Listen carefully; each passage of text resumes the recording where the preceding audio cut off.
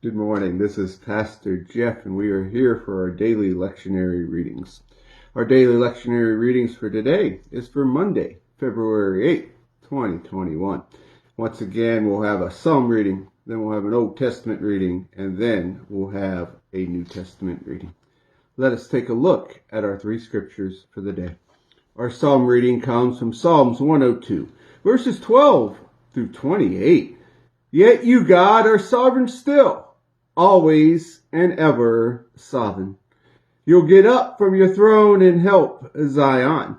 It's time for compassionate help. Oh, how your servants love the city's rubble and weep with compassion over its dust.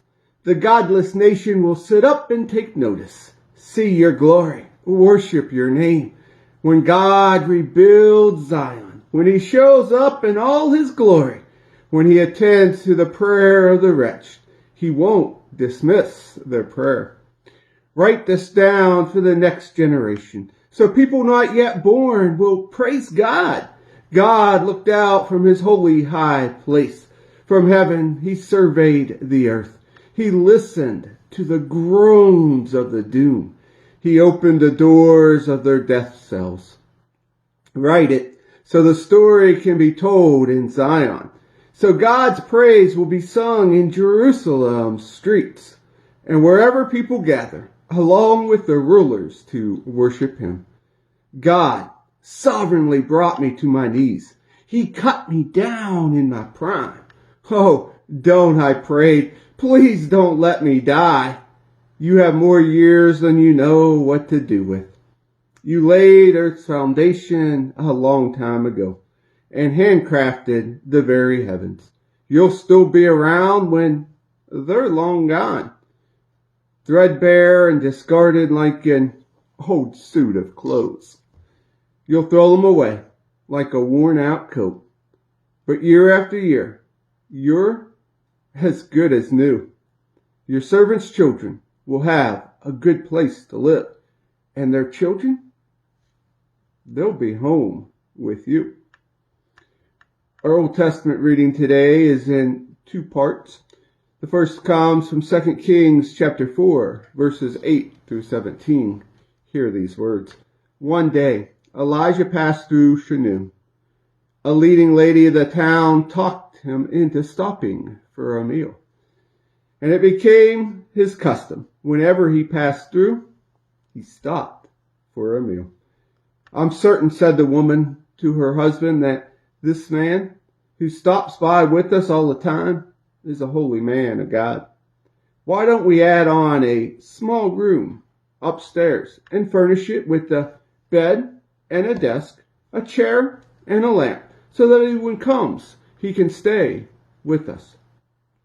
And so it happened. The next time that Elijah came by, he went to the room and lay down for a nap. Then he said to his servant Gehazi, tell the Shunammite woman I want to see her. He called her, and she came to him. Through Gehazi, Elijah said, you've gone far beyond the call of duty in taking care of us. What can we do for you? Do you have a request that we can bring to the king or the commander of the army? She replied, nothing. I'm secure and satisfied in my family. Elijah conferred with Gehazi. There's got to be something that we can do for her. But what? Gehazi said, well, she has no son, and her husband is an old man. Call her in, said Elijah. He called her, and she stood at the open door. Elijah said to her, this time next year, you're going to be nursing an infant son.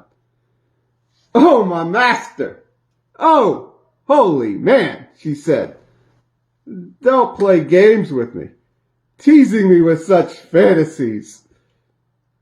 The woman conceived a year later, just like Elijah had said.